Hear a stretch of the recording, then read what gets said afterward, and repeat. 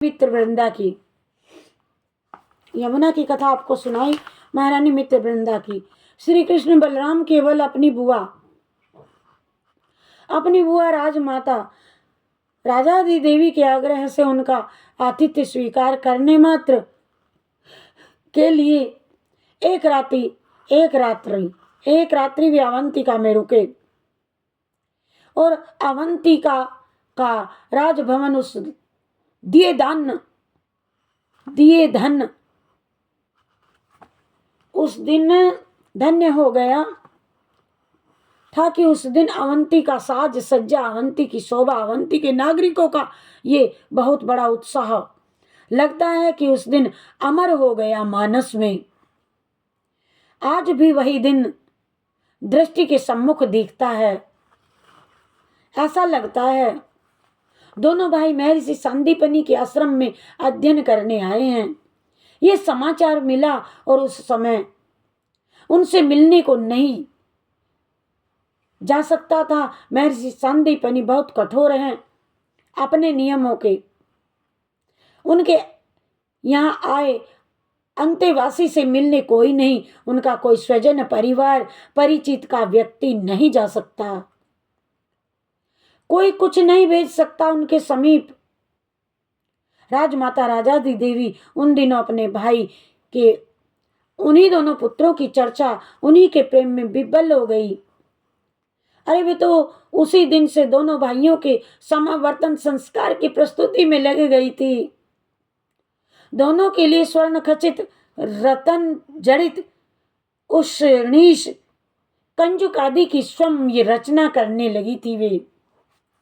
और अनंत शोभाधाम है ये वासुदेव साक्षात नारायण प्रकट हुए मेरे भाई के घर, उनके छोटे पुत्र बन करके, और उनके बड़े भाई स्वयं अनंत हैं।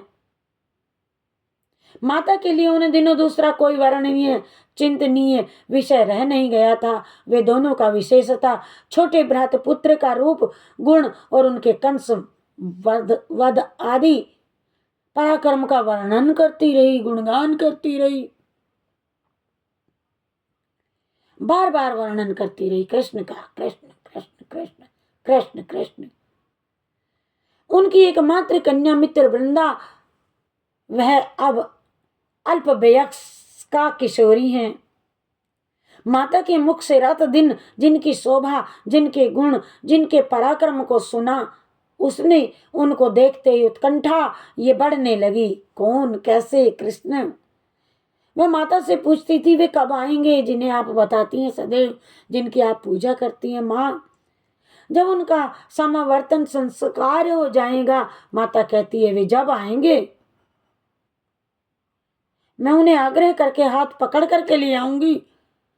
मेरे भाई के पुत्र हैं, मेरा आतिथ्य ग्रहण किए बिना चले कैसे जाएंगे यहां से? कहती है माता समावर्तन कब होगा माँ?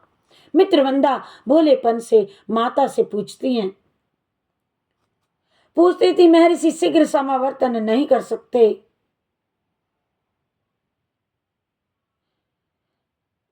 महर्षि जब शिक्षा समाप्त कर लेंगे तब समावर्तन होगा, इसमें शीघ्रता नहीं की जा सकती। राजमाता ने कहा था किसी को 2-4 वर्ष लगते हैं और किसी को 20 वर्ष भी लग जाते हैं।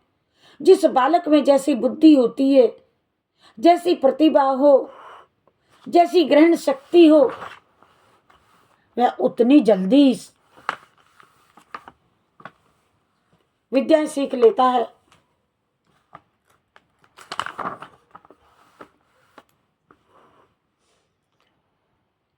उतना समय लगता है। मेरे ये भ्रातपुत्र असाधारण हैं, इन्हें 2 वर्ष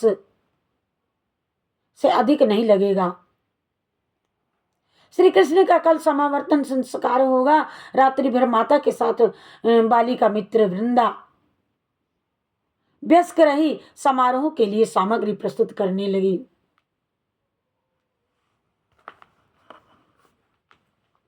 ये अंततः वे वासुदेव, उनसे तो कल्पना भी नहीं की थी कि सृष्टि में इतना सौंदर्य भी होता है। उसने श्री कृष्ण को देखा और देखती ही रह गई। फिर उसने उत्सव में क्या क्या हुआ वहाँ ये सब कुछ नहीं देखा। वह तो केवल उसी दिन उनको हृदय दे चुकी थी। उनकी ही हो गई थी। समावर्तन के पश्चात वे रथ में बैठे और उनकी कहीं तत्काल चले गए।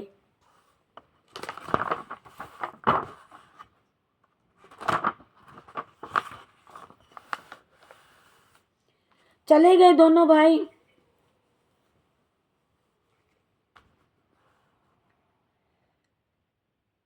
माता ने कहा, महर्षि ने अपना महिष समुद्र में डूब गया।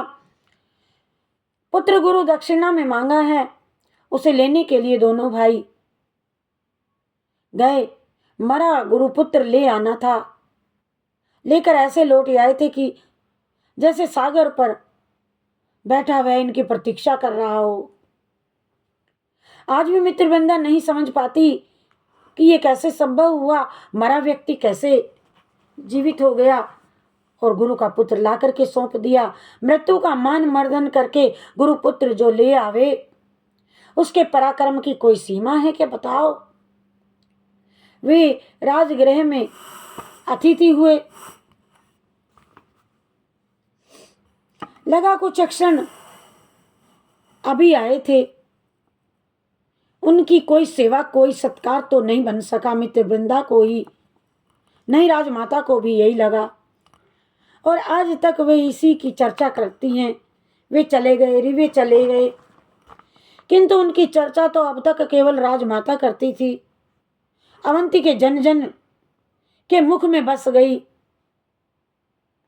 मित्रवृंदा दासियों को, दूसरी वृद्धाओं को पूछती और एक बार बात चला दो मेरी, तो किसी को उनकी प्रशंसा से तृप्ति कहाँ होती है। उनकी चर्चा, उनके गुणगान में कैसे बीत गए जीवन के ये अल्प बरस, ये मित्रवृंदा को पता ही नहीं लगा। वह अब बालिका नहीं है, अब किशोरी है और उनके विवाह की चर्चा चल पड़ी है। उनका स्वयंवर होगा, वे आएंगे, नेत्र बंद करके वह उनके गले में वरमाला डाल देगी। मित्रवृंदा का स्वप्न है, वह अब उनके स्वप्न ही देखती रहती हैं। कितने मधुर मादक हैं वे ये मेरे सपने। पिता महाराज राजाधिराज पांडु की सहायता में खेत रहे थे कि पांडु के सिंहासन पर धृतराष्ट्र आए तो अवंती का शासन उनका भक्त बना रहा। अरे अब विंद और अनुविंद दुर्योधन के वशवर्ती हो गए हैं। उसका अनुगमन करने में गर्व का अनुभव भी करते हैं। और महाराज राजाधिराज सुयोधन के साथ संबंध हो जाए। बिंद और बिंदा का यह सबसे बड़ा स्वप्न है, किंतु अवंती छोटा राज्य है। कौरव नरेश के समाज में ये बहुत छोटे सभासद हैं। बहन का पाणी ग्रहण प्रस्ताव करें और महाराज दुर्योधन अस्वीकार कर दे। अपमान उपहास के भय से प्रस्ताव करने का साहस नहीं हुआ कहने के लिए। महाराज सुयोधन ने बहन के स्वयंवर में आना स्वीकार कर लिया है। बिंद और अनुविंद ने हस्तिनापुर में अपने महाराज से ये चर्चा की थी कि एक बहाना था प्रस्ताव रखने का वहां, और कुछ दिन की अनुपस्थिति के लिए क्षमा चाहते हैं। बहन के स्वयंवर का आयोजक करना है। दुर्योधन ने हंस के कह दिया, रे कब स्वयंवर? मैं आऊंगा स्वयंवर सभा में, आप अवश्य पधारें। सागर आमंत्रित करता हूं। सागर है, आपको आमंत्रित कर दिया। लगा कि वरदान मिल गया। लौटकर माता को बड़े उल्लास से सुनाया। दोनों भाई निश्चिंत हो गए। स्वयंवर के बहाने उनकी बहन अब कौरवों की महारानी बन सकेगी। ओहो, राजमाता ने भी स्वयंवर का विरोध नहीं किया। स्वयंवर करना है तो दूसरे राजकुमारों को भी आमंत्रित करना ही था। द्वारिका समाचार भेजने के पक्ष में दोनों नहीं थे, किंतु माता को मना भी कैसे करते और अपने भाई को भी कि तू सूचना ना भेजे। स्वयंवर के लिए राजकुमार आने लगे। अनेक देशों के राजकुमार वहां पर आए।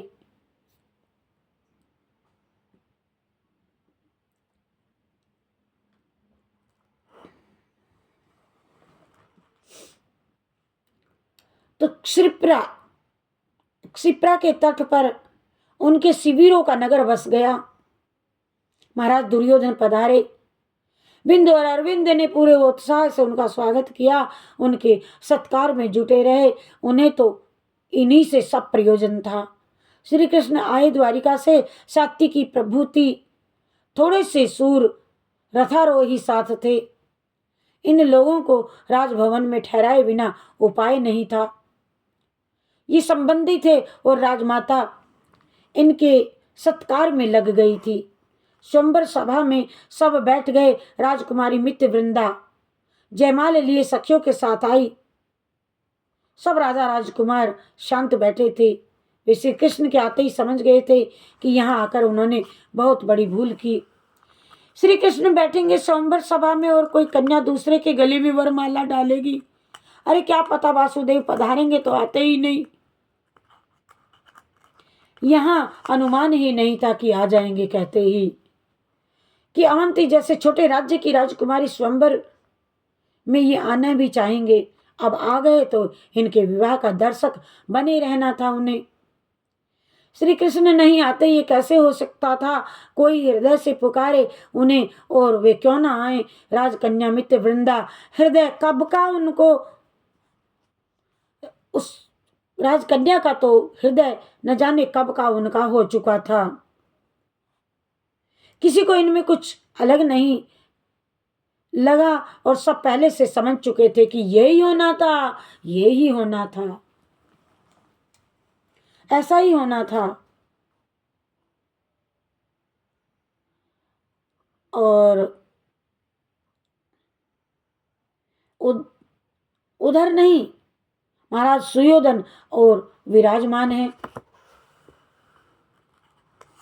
बिंदु और अनुबिंद दोनों भाई दौड़े और बहना के सामने मार्ग रोक करके खड़े रह गए। री बहन ये तू क्या कर रही है। उन्होंने राजकन्या के आने के मार्ग के पार्श्व में ही सुयोधन का आसन लगा दिया था भाइयों ने। और वे चाहते थे कि उनकी बहन महाराज की प्रशस्ति सुनकर के वरमाला डाल दे उन्हीं के गले में, किंतु ये तो उनकी ओर देखे बिना चली गई। कहाँ जा रही हो। भाइयों ने रोका। ये अब किसी से छिपा नहीं है, क्या करेंगी। समझ गए ये सबका अपमान, हम सबका अपमान। एक साथ अनेक युवक राजकुमार आसनों से उठ खड़े हुए और उन्होंने तलवारें खींच ली। आप दोनों को किसी विशेष कोई बहन ब्यानी थी तो हमें यहाँ विवाह में क्यों बुलवावा दिया। मना किसने किया था आपको। स्वयंवर सभा में राजकन्या को रोका नहीं जा सकता था क्या। वे जिसको चाहेंगी उसका वरण करेंगी। राजकुमारी मित्र वृंदा भी स्थिर खड़ी थी और लौटने को प्रस्तुत नहीं थी। वह दृढ़ निश्चय कर चुकी थी कि इस अल्प क्षण में कि दूसरे किसी के गले में माल्यार्पण नहीं करेंगी। सहसा श्री कृष्णचंद्र उठ खड़े हुए और आगे बढ़ करके उन्होंने राजकन्या को भुजा में उठा लिया और उसे लेकर के स्वयंवर सभा के बाहर निकल गए और अपने रथ पर बैठा दिया। यादव सूर नहुस चढ़ा चुके थे। उन्होंने हुंकार की, जिसमें शक्ति हो प्रतिवाद करके देखे। आइए जिसमें शक्ति हो प्रतिवाद कर देखे। अपने अपमान का उचित प्रतिकार किया है।